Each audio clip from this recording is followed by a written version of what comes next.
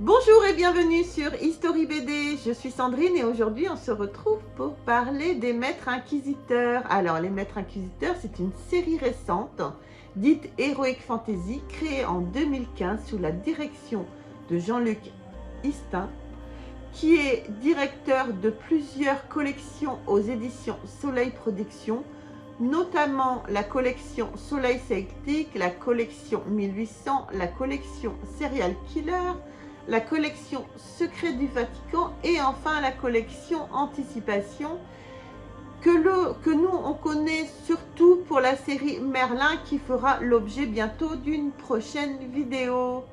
Les Maîtres Inquisiteurs est une série de bandes dessinées retraçant l'histoire des Maîtres Inquisiteurs, un ordre de mages guerriers,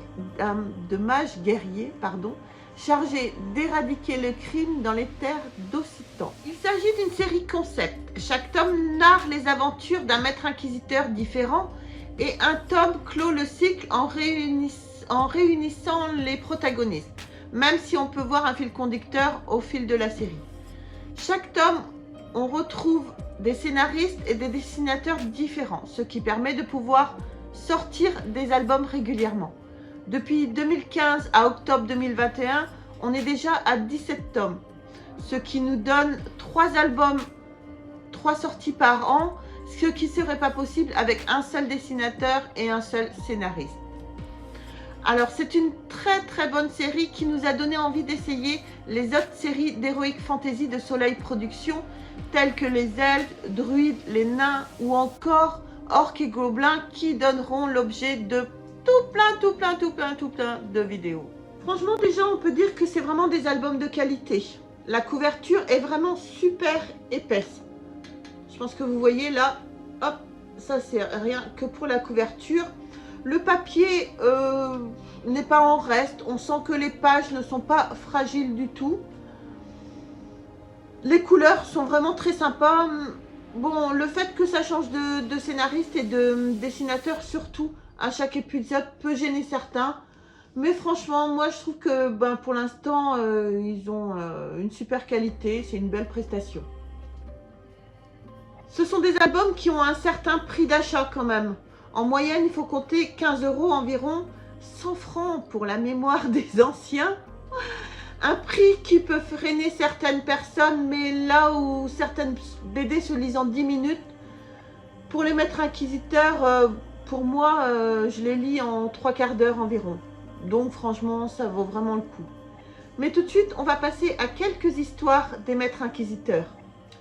Pour le premier tome, Oberon, s'il est une chose qu'a réussi le mage dans sa grande guerre qui a ravagé le monde d'Occitan, c'est de provoquer la haine, la méfiance, la peur, le mépris, la discorde et beaucoup d'autres nobles sentiments. Devenu maître inquisiteur après le conflit afin de lutter contre le crime, Oberon n'obéit qu'à une seule maîtresse, la justice, jusqu'à sa dernière mission dans la forêt lointaine des Soupirs où on l'a piégé et laissé pour mort. Seulement voilà, on ne tue pas un inquisiteur si aisément et Oberon est bien décidé à enquêter sur sa propre mort.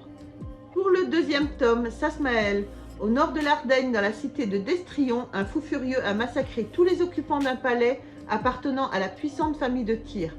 Le forcené a finalement été arrêté par le maître des lieux, le prince Bran de Tyr, mais ce dernier a également succombé à ses blessures.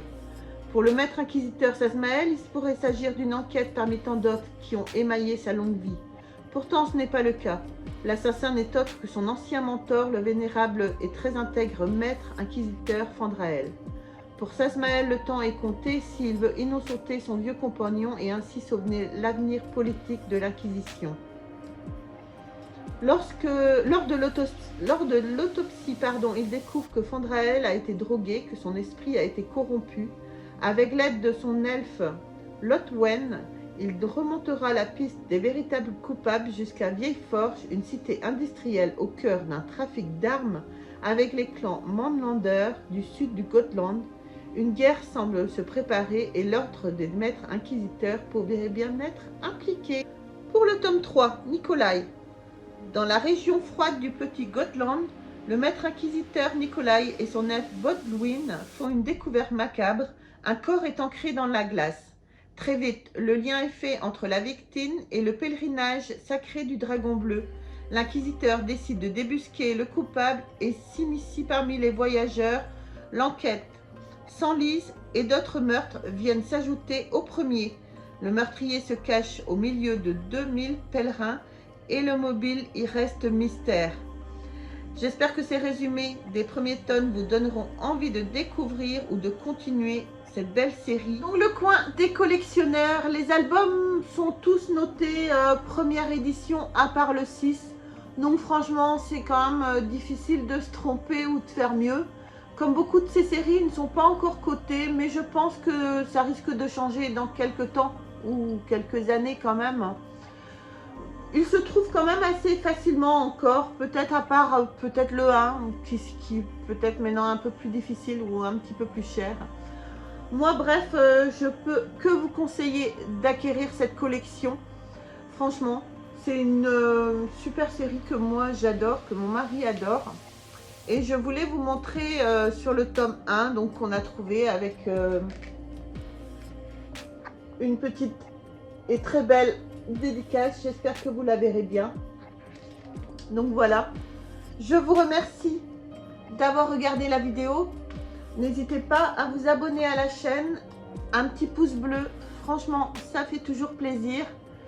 Partagez et parlez de la chaîne autour de vous et activez la cloche des notifications pour recevoir les prochaines vidéos. Je vous embrasse très très fort les amis et on se retrouve très vite pour une prochaine vidéo. Salut tout le monde!